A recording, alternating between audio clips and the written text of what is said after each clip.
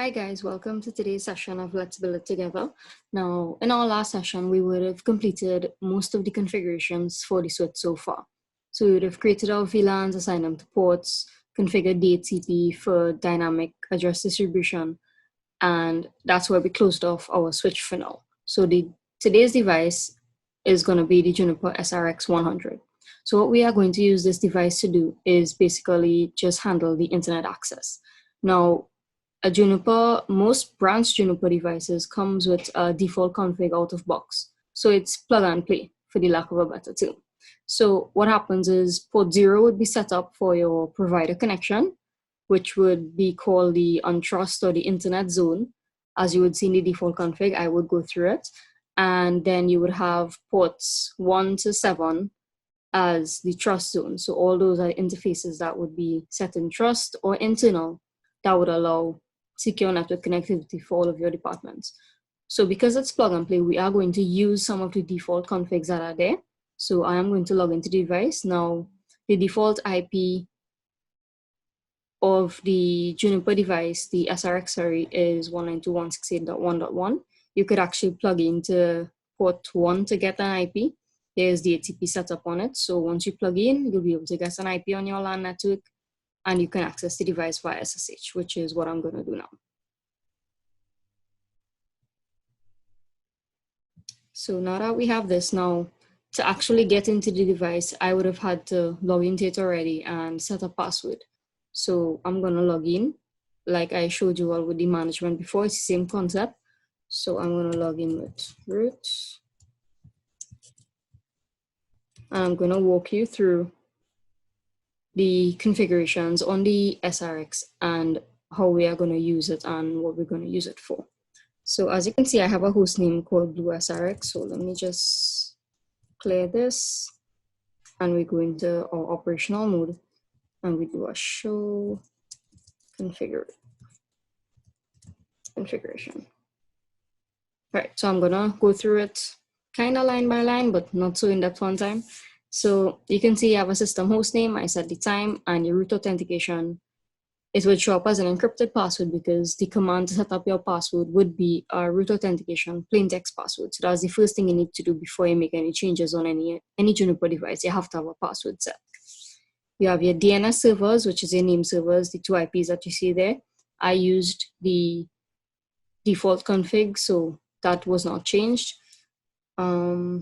We're going down to system services. You have SSH enabled. That's how I'm accessing the device. We have Telnet, which we will take off because that's not as secure as SSH. We would leave web management so that I could pull up the web interface for the device and show you all that. And we have a session timeout configured so that if a session stays there open for too long with no one using it, it's an automatic sign off. So as we go down, the DHCP pool I was referring to is there under System Services DHCP. This is the pool that is created. We would take DHCP off because all of our DHCP, as we would have configured in our last session, is coming from the switch. So we would need to take this off completely. Again, you have your configuration rollbacks, which is here. The max, you can actually, most of the devices go up to 50. You can actually set how many rollbacks you want. Like I said, port 0, which is FE0/0/0, is on DHCP because we don't know what IP our provider is going to give to us. So we set it on DHCP, so whatever IP we get from the provider, we just take it and we run with it. Again, like I said, all the other ports would be assigned to the trust or the internal subnet. Now this is going to change because we have multiple subnets that we need to get passing. But like I said, for now, I'm just going to go through the default configs and show you all how we're going to use it. So port 1 to port 7 would be, let me just scroll up. Right, port 1 to port 7 sits in VLAN 0. I believe the ID is 2. And that's just a default VLAN that we could change. And we will disable all of the layer 3 interfaces for it because it's not going to be in use. So let me go down. We have a default NAT configured. The purpose of NAT, as it says, is network address translation. So if my internal network is 192.168.20.1, 11 or 12 or 13, the internet would not see that IP. What would happen, what NAT would do, is basically convert that IP to another IP for the internet side. So it makes it a lot more secure, and nobody from outside is going to know your internal network. They would not see your internal IP at all. Again, we have our policies.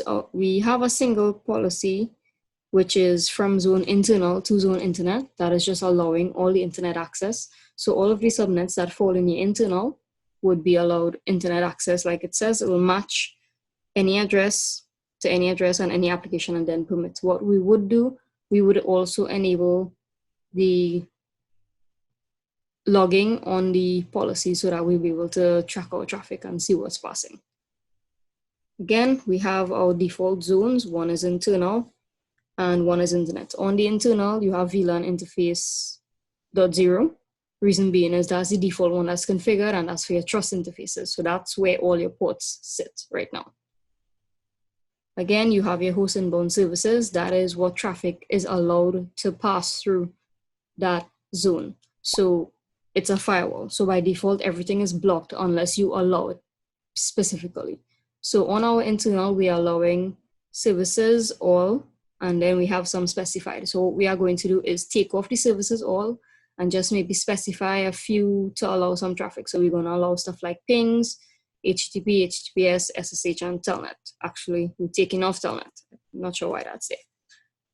And then we have our internet zone, which is our untrust, basically, because we don't trust anything coming from the internet. We have host inbound traffic, system services, TFTP, and DHCP. Again, we need DHCP to get the IP from our provider. We would also allow ping so that we would be able to test our internet connectivity via ping to make sure the provider gateway is up and we have internet access. And like I said, the default VLAN is VLAN 0, VLAN ID 2, and there's a layer 2 interface tied to it. We are going to take out or deactivate that configuration because we don't want that as part of what we are doing.